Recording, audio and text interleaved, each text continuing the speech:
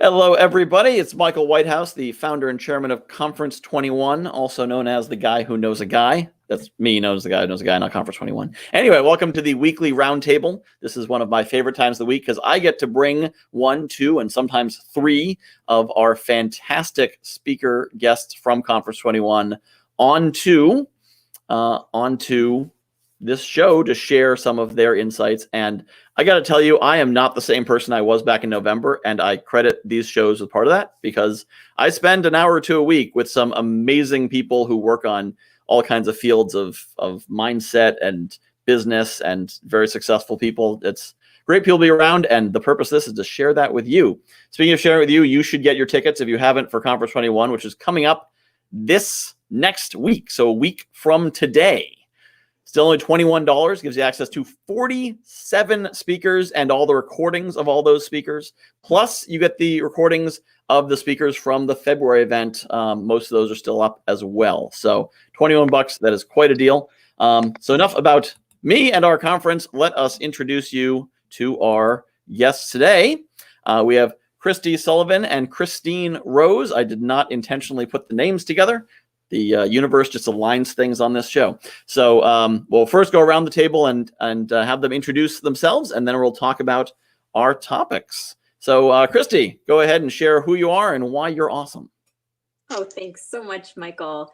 I'm Kristi Sullivan, and I'm a human design expert and self-care influencer. I tend to work with busy women to teach them about their energetic blueprint and how doing self-care on a daily basis is so essential for realigning or aligning your energy so that women can stop overworking and start overflowing. And it also applies to men as well. So I'm so grateful to be here today. Thank you. All right, glad to have you. Yeah, I don't know anything about that overworking thing. It's certainly never been a problem I've had. That's not true. Definitely known that. So yes, definitely a great topic for many, many people. And Christine, tell us about yourself and why are you awesome? Thank you, Michael. I'm Christine Rose. I am a business and executive coach and founder of Christine Rose Coaching and Consulting based in the greater Seattle area. And I work with business owners, leaders of companies from $500,000 up to 30, 40 million to help them grow their leadership, to help them grow innovative and effective teams, and to help them grow profitable, high-value companies. As a certified value builder advisor, I work with CEOs to understand the 8 drivers that increase the value of their companies before they transition out. So many owners who are looking to transition are not aware that EBITDA is not the same as value. And we want to look at businesses from the eyes of the acquirer in order to assess value. So I work with them on increasing value. And one of our topics today is going to help them increase value while also increasing their sanity. Increasing sanity is always a very good thing. So Christine, we're gonna have you lead off with the topic, which, so again, I always tell people that there's no intentional process of how I bring people together on the show. I just kind of take who applies for a date and put them together, and it always works because when you put into the universe, hey universe, bring me the right people for this show, they show up. So here you are together. And Christine, the topic that you sent in was why every CEO needs to go on vacation, which sounds like a great and slightly counterintuitive topic. So share a bit with us about that. Yes, the summer's coming. It's almost here. We're close to Memorial Day weekend. And I just thought, you know what? CEOs need to be planning to take a vacation. And we just did have a crazy year. Some had their best year ever, and some maybe had their worst year yet. But you still, if you're a CEO of a company that wants to grow value, needs to take a vacation regularly. And it, like you said, may seem strange. This is the perfect time and the perfect way to start increasing the value of your company. In fact, the Value Builder System score did a survey and found that companies that perform well without their owner present for a period of 3 months are 50% more likely to get an offer to be acquired compared to companies where the owners are, where they're very owner dependent on the business. So there's a justification for taking time away from your business, even if it may be frightening, and even if it may be the first time you go away for maybe more than a long weekend or a week. The most valuable businesses are those that can survive without the owner. A buyer not only is more likely to make an offer for your company if they know that the company can survive without you, but they're also really more likely to pay a premium for your company if it can run on autopilot. And if you're a company that is very dependent on your owner, they're going to be kicking around lower offers. You'll see a discount for that. So to start out with, that's the big reason why you actually will profit more from taking vacations than from grinding it out during the summer. Yeah, that does make a lot of sense, because when you buy the company, you're buying everything but the owner. So the buyer's going to want to see, like, how does this run if you're not there? And if not, then it's going to cost me a lot of money to do the transition to work with you not being there. Right. You really can justify taking that time off, because the better your company runs without you, the more valuable it's going to be. So you want to be able to gauge, how is it going to run in your absence? Mm-hmm. So plan your vacation, leave your computer home, turn off the cell phone, right? And what you're going to discover is that your employees really are they're very capable and resourceful. That's why you hired them to begin with, but they're actually going to be able to address issues in your absence better than you think they will when they can't come down and interrupt you in your office. They're just like, they can't reach you, so they've got to address the issues, and you're going to give them some authority and financial resources to be able to do that. But it's a good thing that you got this team that you hired, and they're working for you, and they really do have this capability. So go ahead and start planning a longer vacation. That makes a lot of sense. Kristi, what are your thoughts on this? I think this is a great topic, mainly because what I had said earlier about overworking. We're just so programmed to place our value and worthiness on productivity. And I teach something called human design, and the element of having to put attention on your self-care. And vacation to me is one form of that.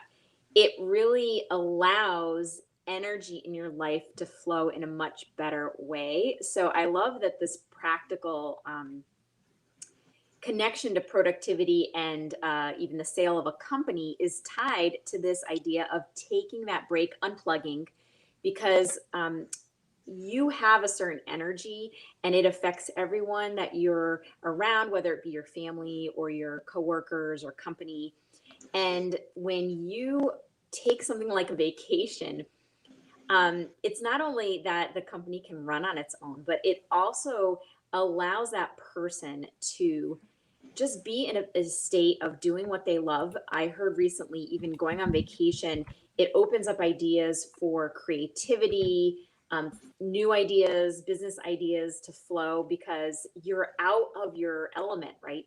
And you're out of the regular day-to-day, and it's opening your senses up in a way, because you've stepped away from what you're familiar with. So I just love all these aspects, and I think that it really can benefit not only that person and the relationships that person has beyond even their company, but it's just a beautiful thing when you realize that, productivity, value we place in our society, especially in the Western culture, on doing, making things happen. And not everybody, first of all, is built that way.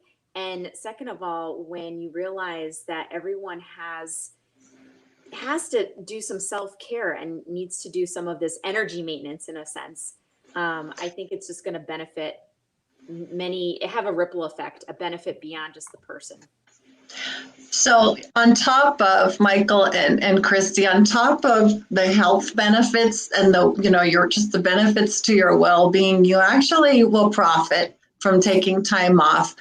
And I'm going to recommend that you take an additional day beyond your vacation and block that off on your calendar as well to give yourself a full day of uninterrupted time to address everything that you are learning from what happened when you were gone, right? And one of the reasons why business owners are kind of afraid to go on vacation is because they don't know what's going to happen when they're gone, and they have this sense of being in control when they're there, right? So you give up that illusion of being in control for a minute and enjoy yourself and go take care of your health. And then you come back and you're actually giving yourself and your company and future buyers the benefits of this raw material of what's going to make your business operate more independently of you.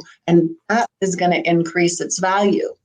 So schedule that extra day after your vacation to really sort through what happens while you're gone. And there are going to be mistakes. There are going to be people will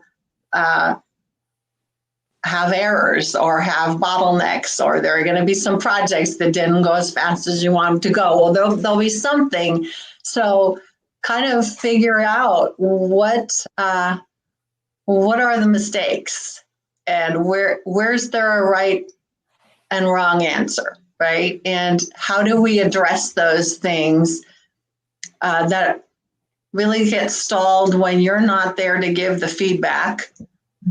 And then, once you identify what tends to go wrong when you're not there, then you can take the steps to correct mistakes. Sometimes there's a lack of training, and it shows you that you need to have more training. You need to have better systems in place for other resources for where people go to, know what to do in a given situation. It's not negligence. It's not employees slacking off. It's just that they didn't know what they needed to know. And so then you're able to start putting some systems into place, have instruction manuals, have some more training, and you're solidifying your infrastructure in the business and making sure that the team have access to that. So whether they're using Teams or Google or Dropbox or whatever, a way of sharing all that information that you've been storehousing yourself as the owner. And it's not fair, if you'd have done that work and shared that systems and stuff up front, then, maybe that bottleneck wouldn't have happened. So then it's, once we've corrected the mistakes, because you can correct them for the most part, you don't have to worry your whole business is going to go under if you take a vacation, then you're going to figure out what you're holding up and how your involvement in the team is creating bottlenecks for your team. What are you doing where you have to have a say? What are you doing where you have to sign off on something? And what's happening where you don't? And there may be some misunderstanding on the part of your team about authority. And so this is an opportunity for you when you get back from vacation to really look at authority and where you may be holding things up. So there's two ways right now that you're looking at your business in a new way that you didn't if you didn't take a longer vacation. That's going to actually help your company be more valuable. And I'll share a few more too. But that's just a few. But what do you think? Have you ever experienced situations where things didn't get done because somebody was waiting on you? Well, it makes me think, it's back in my old sci-fi convention running days, I learned the concept of bus number, which is the number of people who can be hit by a bus and the organization still runs. And so you want the bus number as high as possible. And oftentimes the owner is this critical linchpin that if the owner's ever not available, it falls apart, which means your bus number is 1. And sometimes it's as simple as, who has passwords to get into the website. Or who's on the bank account, or just things like that. Somebody gets the flu for 2 weeks, and of course this is a convention, so it's happening on a certain date, and certain things have to be hit at certain times. And if you got the flu for the 2 weeks when we need to pay for the hotel, we're not having a convention because nobody could pay the bill. So we always said, okay, how do we get the bus number up on this? And so even beyond the owner, if there's some other key employee, the foreman, the supervisor, the marketing person, who's the only person who has the password to the website, or the only person who has a phone number to the web designer, or whatever, it seems like because it's not just the owner's going to burn out. It's all those other key employees. If they can't leave because they always need to be available, then one, nobody wants to buy that company because really this key employee owns the company. You just think you do, and also. For them, you don't want to be that person. If you're completely indispensable, you'll burn yourself out, and eventually you'll say, I can't do it anymore, and you leave, and then everyone's screwed anyway because you lost the key employee. So kind of getting the bus number up higher is a key part of that. And sending someone on vacation is a great way to figure out what are the things that you accidentally left exclusively in that person's hands. Exactly, yeah. That's such a great point. I want to say also for entrepreneurs, I recently had a conversation about this, and how if you're a solopreneur, it's really important that you have like an operating manual, so that if something happens, or if you need to step away for some vacation or family matter, unexpected, that you can almost pass the baton on to somebody. And if you have that ability to have even like a virtual assistant, somebody who can just know how the business can operate. Again, if you're the only one and you step away, there's a gap. And I love, Christine, what you were saying about kind of course correction in a way, but also that word we're all using lately, pivot.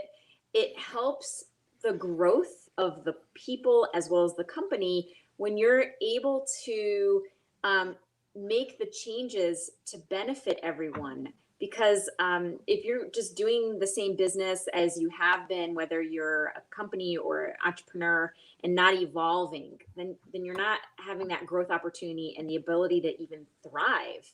And again, I think for me, it always comes back to that energy. Things naturally change and shift. So we need to ride that train or bus, so to speak, like Michael said, of moving the company forward, of being able to have other people help out if there was a gap. And so again, it goes back to that value that's added, right? Exactly, Kristi. And Michael, in the value builder system, we call it hub and spoke.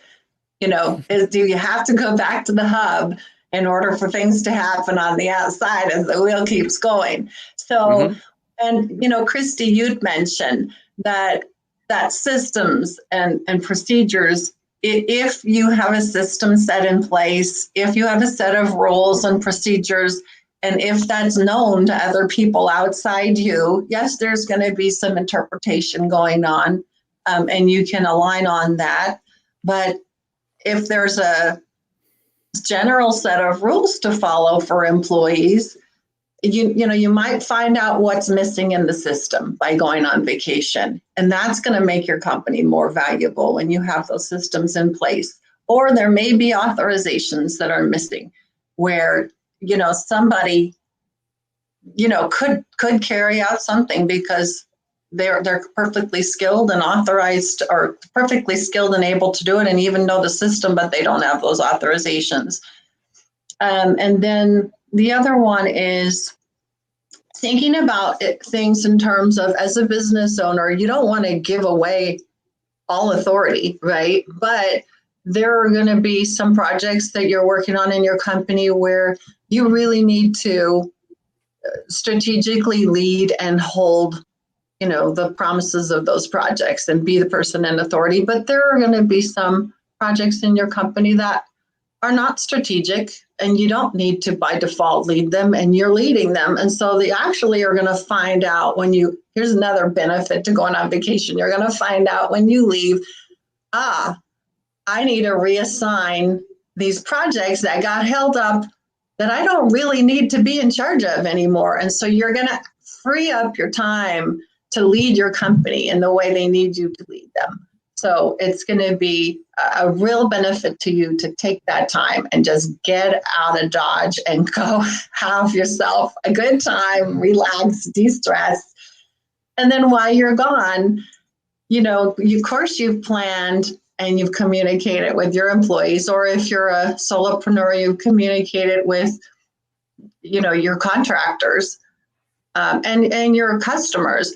I'm a solopreneur and I use contractors, and I have customers that pay me quite a bit of money to work with me. And when I go on vacation, they get homework, and they're going to invest the time they normally would be coaching with me on stuff we're going to talk about when I get back, and they're glad for the break. So there's this story of, though they need me too much. Well, you know what? That's just a story you're telling yourself if you're a solopreneur. So think about a new story that's going to benefit you and the businesses that you're working with and the customers that you're working with. And I think this also speaks to leadership, that it's good leadership to allow that to happen, to step away. It empowers others. Again, it gives the person who's either the owner or the entrepreneur time to take a break and step out and allow things to birth creatively. And I really think that's just a great sign of a leader. And it also sets the example, because as we know, when we're working so many hours, and a lot of it is based on what we've been programmed to do, the conditioning. You mentioned the word control earlier, Christine, and this idea that has been sort of indoctrinated from not only parents and teachers, authority figures, but even passed down in ancestral lineage, that when you're a hard worker, that's what you have to do to make success happen, make things happen. And we really can't survive. We're not only going to get affected in our health and wellness, but again, things will just overall be hard. We'll find all aspects of our life hard because we've adopted that conditioning and that mindset. Yeah, Kristi, that's really true. When it comes to leadership, and you're thinking about how you're leading your company, think about how you empower your employees to meet your customers where it's going to make your customers happy. I mean, I always love how, at Ritz-Carlton, hotels, they give every employee discretion to spend without any approval from the general manager. I think the last I read it was up to $2,000 on a guest, to make the message clear that they have frontline authority to act on what the customer needs. And, they've got the confidence that they've got their manager behind them to do that. And being able to resolve those customer issues is now something they're empowered to do instead of being frustrated they can't do. So think about when you're leading, if you're a business owner, how are you empowering your team to take care of your customers? And, then you just let them enjoy that power because you hired them, you interviewed them, they've been a part of your team, you trust them. If there's not that kind of trust relationship, then we need to do some coaching on teamwork, and you can reach me on my website and talk to me about that. But as the leader, part of leading is having that trust in the people who are working for you, working with you to deliver on promises that you're making to your customers, and giving them the authority and the power and, even the discretionary funds to be able to use that to take care of customers. That's leadership. Yeah, and there's one point you made that reminded me of actually something I shared recently about motivation, which is, most motivational speeches you hear are for a limited period. It's, in the movies, if someone gives that motivational speech, it's to get through the boxing match or to win the battle or to win the football game. But within 90 minutes or 5 days or 20 minutes or whatever, it's going to be over, and then you're going to rest. But so many of us, we're listening to these messages daily. And so something which is designed for kind of a sprint and drift lifestyle, we're doing on a marathon lifestyle. And so you can't be like, get in there and keep fighting and life's going to hit you, but you got to keep hitting back. Yeah, but a boxer fights every 6 weeks. Whereas if you're in a job, if you're an owner, you're there every single day. And like when we ran the conventions, we'd ramp up to the convention, we'd run it, and then we'd ramp down because the convention would be over. And it was a volunteer thing, so we weren't just immediately going back to work. And so, that works well, but so often in business, it's just one thing and the next thing and the next thing and the next thing. And I think a lot of people burn out because they look down the road and just see an eternal row of sprints with no break forever. Yeah. And, you need to somehow create that cadence of high activity, low activity, high activity, low activity for yourself and your team, or else you will burn out. And it's like that badge of honor that people will say, I haven't had a day off in 6 months. It's like this idea that you're getting more points or something, that way. Right. I could coach them from poolside when I'm in Cabo, right? Because now, and I've been using Zoom for at least 4 years. I don't know, a long time, but now it's more tempting than ever to engage even when you're on vacation. And I have to admit, I have fallen prey to that. And I have declared, even for me, I will get contractors to help me, and I'm not doing any appointments, but it's really tempting to say, I've got to be there. But if you take this time away from your company, and if you, in fact, use this into, you turn this into a learning situation, a training opportunity for your employees to act on when you're done. This vacation habit that you're developing is going to increase the value of your company, and it's going to be worth far more than you pay for the vacation, because eventually at some point you're going to transition. You're going to either, hand it over to a management team or employees or family, or you're going to sell it on the marketplace. And it's going to be worth much more if you take this time away, because it's less dependent on you personally. So go ahead and get your connections going on. If you use Expedia, or they're not paying me for that. But if whoever you use to help book your travel, just go and just get yourself out of town and just go do it. Telling you, and plan in advance. Of course, you want to do all that planning. Try to figure out what could go wrong in advance. Recognize there can be some fires to be extinguished when you get back. But it's really worth the hassle, because the payoff at the end can be much bigger for you. You're going to grow a company somebody could buy one day, or somebody would want to have, and you're going to take care of you. I was wondering, Christine, if you have a recommendation in terms of length of time, because I know the Europeans are so used to like long vacations. Here, again, badge of honor if it's just like 2 days instead of a week, but even a week seems now short potentially for this kind of experiment. So what would you say? Well, start with bigger than what you've done. Right? If you can go away for a month, try that. If you have, if you've never done a month, try a month. If you've never done a week, try a week. Just go bigger than what you've done. If you can take 3 months off, you're 50% more likely to get an offer. So, if you haven't done 3 months, try 3 months. It does take work. It does take planning. But, it's definitely something that can be done. And this would be a great year to do it. Whether, and sometimes, we're kind of back in the point where travel is iffy for some people in some places, but just getting away from the business and pursuing something else for your own benefit while you're letting your teams handle the business for the sake of proving that your business can survive without you, and that it's going to be stronger when you get back, when you work through all the issues.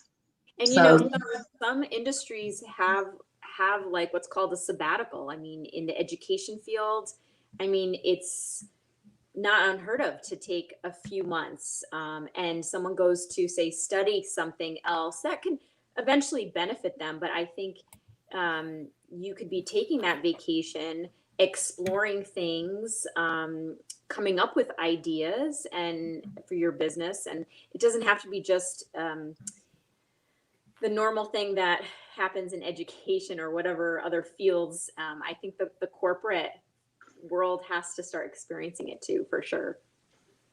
Yeah, you might have butterflies, when you're a business owner that's not used to leaving things. I have to keep on going back to that. This is something that you can do to increase the value of your company when it's time for you to transition out. But, turning it over to the self-care side, what do we know about how downtime impacts the human body and it impacts the human? Yeah, great point. And I have even in my talks and workshops mentioned a Forbes article that talks about productivity. Again, that word that we know increases when you do take time to do self-care, not just vacations, but it could be those mini breaks during the day, or just taking time to a specific time of the day to shut down the computer, to switch off, to get away from technology even. There's actual research and statistics that show how it affects the body, not just physically, but emotionally, mentally, psychologically, and even energetically. Because if we're bombarded, let's say, with just technology, there's an effect happening there. It could be on your eyesight, it could be on other parts of your body. But it's just so important that self-care, it may be just taking more breaths, and there's always a benefit. You can find so much research on whatever self-care means for you, because I think it's different for different people. For some, it might be like meditation. For some, going out for a walk. For some, it's maybe doing journaling before bedtime so that they rest better and sleep better. It just has to be a way for the person to know it's benefiting them, shifting their energy, helping them with their stress levels, because we're always going to have stress. It's just how do we process that? So there is like so many benefits to doing any type of self-care that works for you. Mm-hmm. That's great, actually, for business owners to be thinking about too. And like, how can you help your employees take care of themselves? I got to tell you a story about one of my clients. Last summer, they decided to help their employees get the feel of going to the beach. So built a big old outdoor sandbox with a tiki bar and a little pool to put your feet in, and you could walk around barefoot in the sand and put your feet in the pool. And it was very popular with the employees, that just for kind of a summer break to give them the feel of, let's just go breathe and take care of yourself and feel that sand in your toes. Great. Yeah. So Kristi, I see on your name tag there, you have human design and self-care. And I like to think I know what self-care means, although I probably don't know half of it, but I have a general idea. But human design is a concept I'm less familiar with. So tell us a little bit about what human design is about. Yeah, sure. And it's not something I invented, but it came up about in the 80s, a couple of decades ago. And I think more people are starting to hear about it, especially if you were in personal development type of groups, or just working on your mindset. And again, when you come across human design, it's a system, so to speak, based on your birth date. So it takes a look at how the planets were aligned. Similar to astrology, that's one of the components, but it shows that you specifically have a unique energetic blueprint. What this showed for me when I learned it was that we don't all fit in one box or in, let's say an astrological sign. We have even more complex circuitry and programming inside us that makes us unique. And when you start to understand your energy blueprint compared to somebody else's, for example, then you realize your operating system and what works best for you. There's something called a chart. When you go online, you can Google it and run a chart based on your birth date. But you look at the chart and it looks a little complex. So it's helpful to have somebody to kind of talk to explain what everything means. And that's what I do. And then to just understand, for example, about 70% of us are built to do work and be busy, but we're not all programmed that way. Some need more downtime. It's like having a car battery. Not everybody has the same size battery. Not everybody can feel like they've got the energy to just work. And even when they do, you still need downtime to rest and restore, even if you're one of the 70% that have this car battery that's driving you. And my talk will get more into those human design types, but that's just in general that you've got a unique energetic blueprint. And when you understand that, it also helps with communication, with relationships, with making decisions for whether it's personal or professional. So it affects all types of areas in your life if you start to look at that and use it as a tool in your personal development. This isn't the only tool, but I would recommend you add this to your array of understanding yourself through these tools. Great way to use vacation time. Get to know yourself. Self-awareness is so important for leaders to have.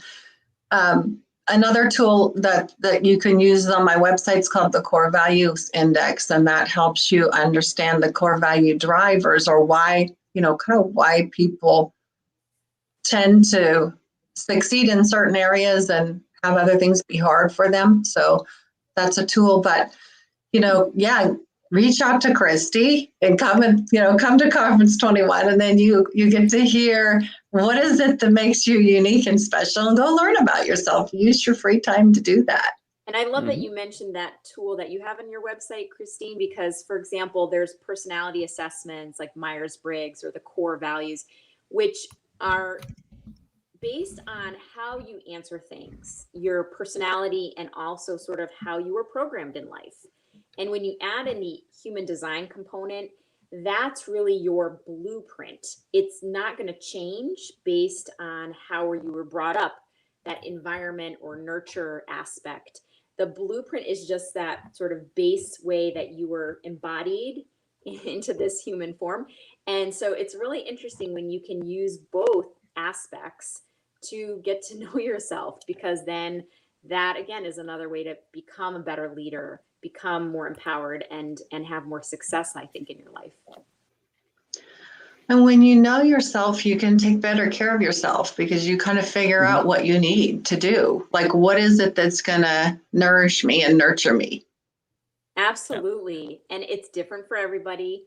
I talk about self-care, and there's different levels, so to speak. Some people, start off with New Year's resolutions and that falls by the wayside, so it's occasional.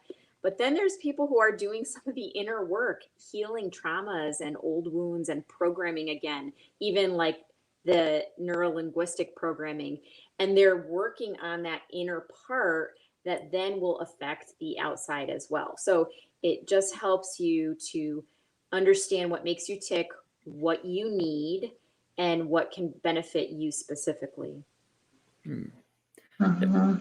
Yeah, what it brings to mind for me is since both of you are obviously far more knowledgeable in this field than I am, but with my simple knowledge is the idea of introverts versus extroverts, where the major definition difference is where energy comes from. Introverts draw energy from being alone and spend it with people, and extroverts draw any energy when they're with people and spend it when they're alone. And just that understanding, first to understand yourself and then to understand others, to recognize, because if you don't understand that not everyone's the same, then if you're trying to help someone, you may be like, well, let me get you some alone time to rest. They're like, rest? I can't rest alone. I don't recover alone. I need people. Like I'm an extrovert, sometimes a shy extrovert, which is an interesting combination. But I'm an extrovert. I love being around people.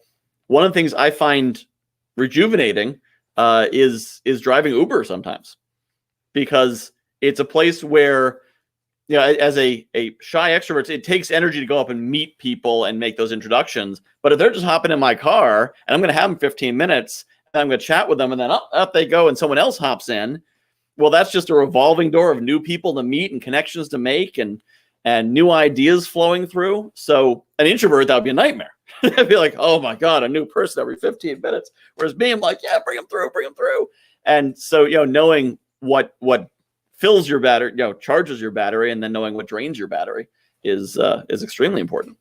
Yeah, and you mentioned energy, and for those who it's a little too out there, even though energy is scientifically proven, there's an actual chemical that's stimulated in the brain. So when you're an introvert, you actually already have enough of that chemical. So maybe even being around people stimulates that. So when you retreat, it helps bring down that chemical versus an introvert. And I don't know specifically where I heard this, but I found it fascinating because introverts have a lower level, and so they want to bring it up. So they want to be around people.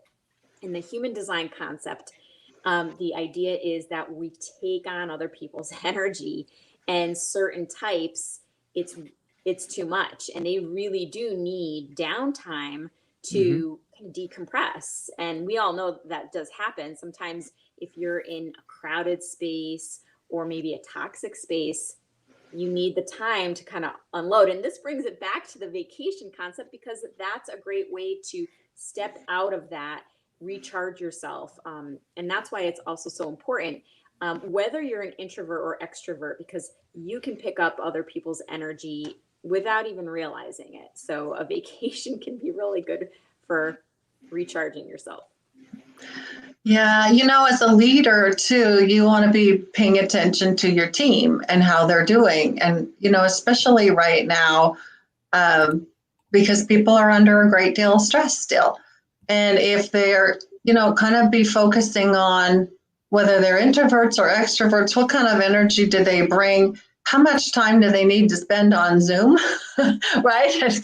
Could they be using their time doing something else, and how does checking in even, what different ways do they need to be connecting with you so that you're matching what their needs are instead of requiring that they match your needs, could be a really powerful way to extend care and give safety, to psychological safety and self-care, to notice with everybody on your team, how are you different? And it's great to have the differences on the team. Everybody doesn't have to align with one person's energy or style.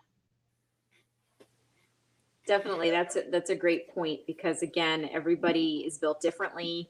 Everyone even has different personalities, different histories, and just honoring that. And I think we're moving in that direction where we realize, you call it sort of, the word that I've heard is used is tribe. We all want to belong to some community, something.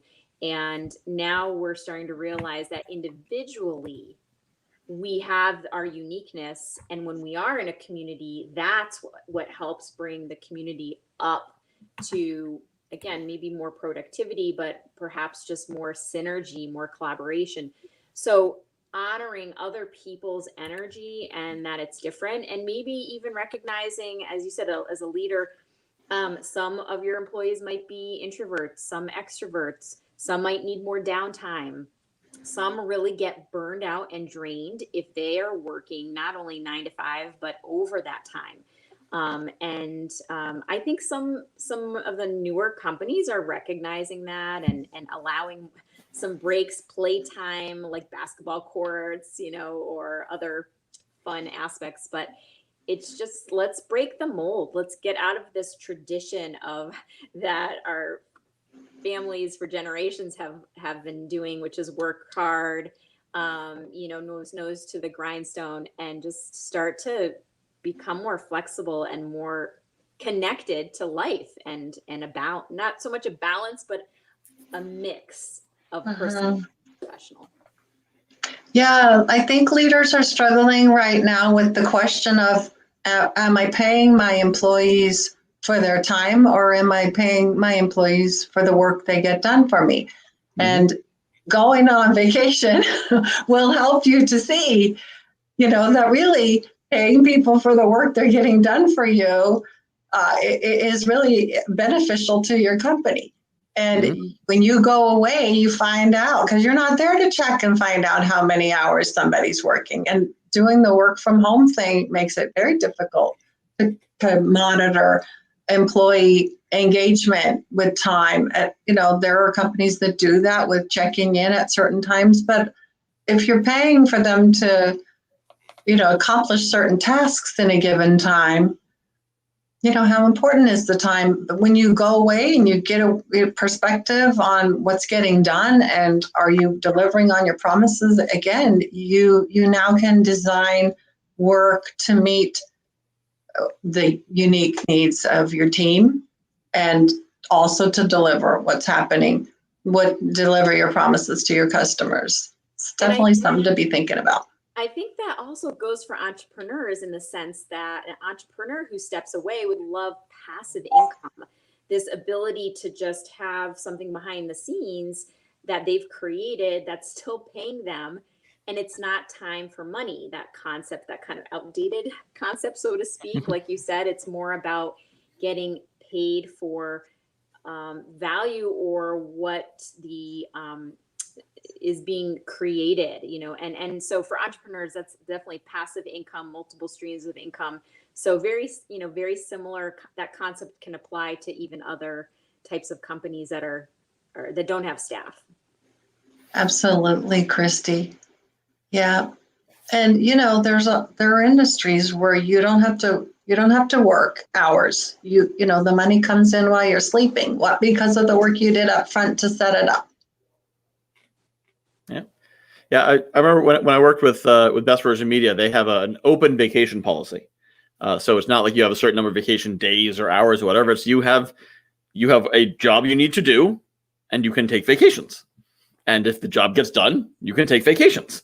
And so you just make sure everything's prepared, and you tell your boss and whatever. But they're not like, well, it looks like you've been taking a whole lot of vacation time. It's you've been getting the work done. And I remember thinking about that and saying, wow, how would that work? Meanwhile, I'm working as an independent contractor for them, and I can do whatever I want, whenever I want.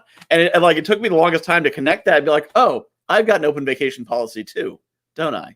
Because I'm an independent contractor. But they always had this approach of, we hire responsible adults, and we hire them because they're responsible and because they know how to do the job.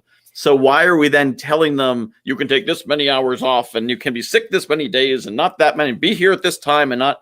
And so for them, the transition to when everything went remote wasn't such a harsh transition, because they'd already had an open remote policy. If you wanted to work from home, as long as you can get the job done, you might need to be in for a meeting or whatever, but yeah, I don't care if you're keeping a desk warm or not. We're not hiring you to, it's not like we're hiring you to guard your computer and make sure no one touches it. We're hiring you to do a job. So now, if you are a guard, if you're actually a security guard, then yeah, you probably do need to physically be there. But for most professional roles, and that's, I seem to recall, you may have seen these. I think there were some studies that actually showed that a lot of the remote workers were getting more done in less time than they were in the office, and partly because they could work their own schedule. They need to take a nap at 1 PM, and then they're doing great after their nap.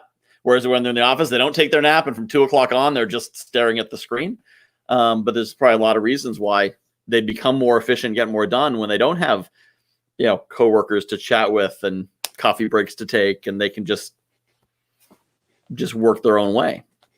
Yeah. Go ahead, Kristi. I agree. And I have just a quick example that years ago, maybe about 5, I, for family matters, would take Fridays off. And I kind of saw it that I was compressing a 40-hour work week into 32 because I still had the same number of responsibilities. None of that changed. It was just the amount of time. So something happened in my mindset and my efficiency changed, I believe. And instead of knowing I had 5 days, I compressed everything to 4. So that was something I experienced a few years back. Mm-hmm. Oh, you and every working mother. So, it's no wonder that we have 1.5 million working, lost jobs of working moms in the last year. We have 1.5 million less working moms in the workforce, because of needing to drop out to take care of unpaid care work. And as employers, man, if you're complaining that there aren't anybody to help you, maybe it's time to be a part of the voice of how do we take care of all these people who are very capable of working. They're not opting out. They just don't have any options. So if we now look at work design to fit human design and to fit how we live, there are all sorts of ways to get people to help you get your work done. Yeah, I suspect definitely some of that is that people dropped out of the work. 2-income households dropped out of the workforce, or one of them dropped out, and then discovered that they left a $20,000 a year or $25,000 a year job, and also left $30,000 a year of daycare expenses, or something like or you leave a $25,000 job and you drop $14,000 of daycare plus gas plus work clothes plus, and suddenly like, wait, why am I working? And I know, some moms I know, they like to work, but they also feel like they're not seeing their kids enough. And so given that opportunity, when they are home, like, maybe I will take a couple of years off. I think we can afford it. I thought we couldn't afford it, but now that we had to, there's a lot of expenses that leave when we lose the, with the income as well. So I think there's definitely a lot more dynamics going on than simply people not wanting to work or anything like that. Actually, when the childcare options dry up, when there isn't available childcare and there isn't school in session, there are all sorts of, there's some very small reasons walking around the house about why somebody needs to be there with them.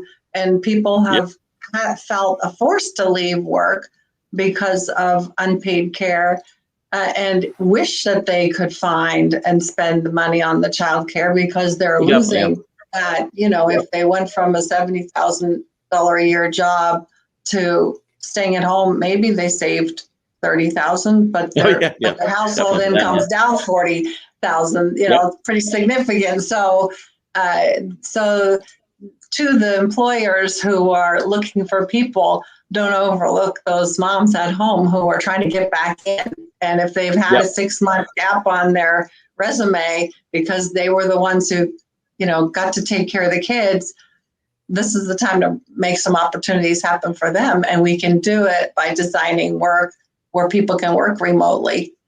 Absolutely. Yeah. And to the other side of the coin that Michael just pointed to, I think people are finding time to be even more valuable than the dollar.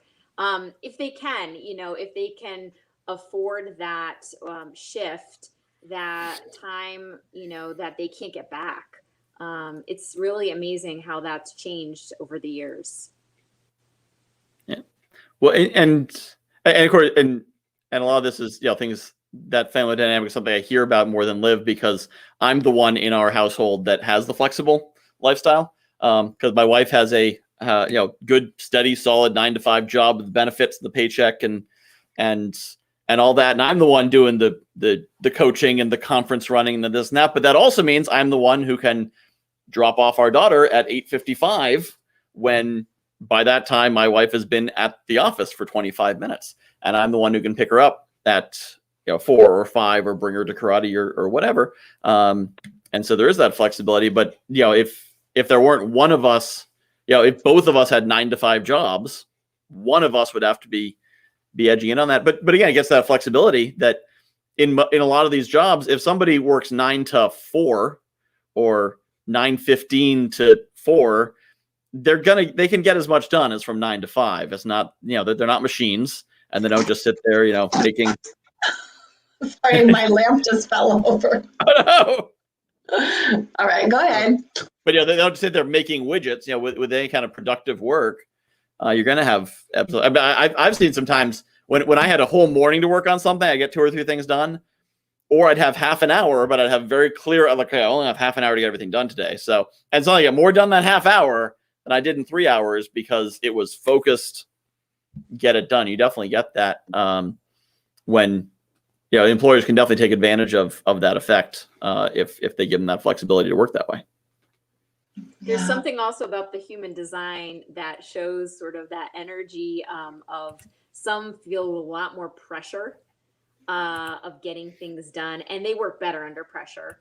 And others just have this never-ending pressure that they put on themselves, and they say that if you always feel like you never get it done, you actually are great to delegate to, because you'll always try to get it done, and you'll always just have more things delegated to you. So it's the human design that I've talked about with folks. There's that ask a busy person thing, which is why you need to take a vacation. Otherwise, back to that, Christine, for sure. Yep. Definitely. Well, speaking of taking a vacation, we have reached the end of our hour, and it's time for us to take a vacation from this show. But to finish up, I just want to quickly have you share what you're going to be talking about at Conference 21 next week. So first, Christine, and then Kristi, what are you going to be talking about next week at the conference? Next week, I'm going to be talking about drivers to increase the value of your business. And the hub and spoke was only one, but we'll get into the rest of them next week, so don't miss it. Very nice. Christine, what day are you speaking? I am speaking on Sunday, the 23rd. And I'm speaking on Saturday, and I'm going to be talking about how to stop overworking and start overflowing, and these concepts of human design and self-care and just programming. And I so look forward to this conference. I think it's a great mix of so many topics, Michael. Mm-hmm. It's going to be a great event and full of great people. And I can brag about that because it's other people I bring together. That's why I'm so comfortable running it. I don't have to talk about me. I have to talk about the 46 others of you and how great you are. So come see. You did an amazing job even today bringing together people that we didn't know each other, and this topic that kind of ties us together. So it was awesome. Absolutely. That's what we did. And I'm thinking about, so we're going to have some Zoom calls after the event, sort of thinking about where to go forward, because the real power of this is bringing together all these people. The 28 we had the first time and the 47 now, which there's some overlap with. Christine is a returning speaker. But really kind of leaning into that, how we're building this community of diverse community of really smart, really energetic, positive people have a lot to share with each other, and then with the community as well, and figure out the best way to really leverage that, especially as we go back into the in-person world. Not to say we can't stay virtual, because we're on opposite sides of the country, and in some cases opposite sides of the world. So virtual is still good. But so definitely for the rest of you, this is a great event. For those of you at home who are not speakers at Conference 21, what's awesome about this event is you get to be close to the speakers. You're not just sitting here watching them at a distance. I mean, they may be on the other side of the world, but through the Sling Show platform, you actually get to talk to them. You'll get to connect with them one-on-one or one-on-five in the networking segment, sit down at a table with them, share ideas, ask questions, get answers, engage in a way that you often can't on other events. That's what this is all about, is real solid human engagement. So tickets are only $21. The event starts next Friday with a networking event, and then Saturday and Sunday with our awesome speakers. Go to conference21.com to get your tickets. And Kristi and Christine, thank you so much for being on the show. This is one of my favorite parts of the week, as I say, because I get to spend time with some of my favorite people and learn something. So it's great. So thank you very much for being on. Thank you.